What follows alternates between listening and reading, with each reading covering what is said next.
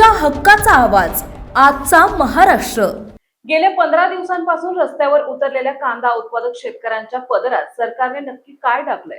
सलग 2 GR काढूनही बळीराजाचा संताप का थांबत नाहीये, हा प्रश्न आता सर्वांना सतावू लागला आहे। मुख्यमंत्री आणि उपमुख्यमंत्र्यांनी थेट दिल्ली गाठून शेतकऱ्यांच्या व्यथा मांडल्या। त्यानंतर केंद्र सरकारच्या अनुकूल भूमिकेमुळे राज्याने तातडीने 2 शासन निर्णय काढले।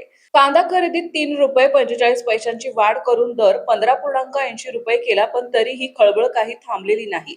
शासकीय खरेदीतील जाचक अटी शिथिल करून सरकारने दिलासा देण्याचा प्रयत्न केला खरा, पण शेतकऱ्यांची थेट आणि स्पष्ट मागणी आहे ती 25 रुपये प्रति किलोची।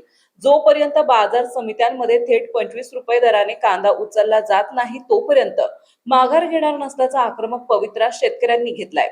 त्यामुळे वाढीव दर मिळवूनही नाराजीचा सूर कायम आहे। सूत्रांनी दिलेल्या माहितीनुसार सरकारने या वाढीव हमीभावाच्या मागणीवर तातडीने तोडगा काढला नाही तर पुन्हा एकदा उग्र आंदोलन होण्याची दाट शक्यता आहे। दुसरीकडे विरोधकांनीही याच मुद्द्यावर सरकारवर जोरदार हल्लाबोल सुरू केला असून राज्यातील राजकारण पुन्हा एकदा कांद्यावरून तापलंय। दरम्यान सरकारने नाफेड आणि NCCFच्या कांदा खरेदीवर बाजार समिती शुल्क माफ करण्याचे आदेश दिले आहेत। पणन संचालनालयाने तसेच परिपत्रक काढले असून शासनाचे 2 लाख मेट्रिक टन कांदा खरेदीचे मोठे उद्दिष्ट आहे। यात सुमारे 316 कोटींची उलाढाल अपेक्षित आहे। मात्र या शुल्क माफीमुळे बाजार समित्यांचे तब्बल 3 कोटी 16 लाखांचे संभाव्य नुकसान होणार आहे।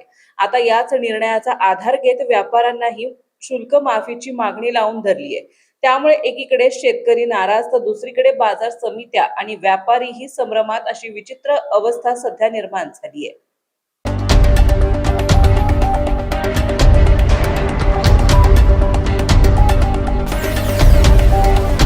तुमच्या हक्काचा आवाज आजचा महाराष्ट्र।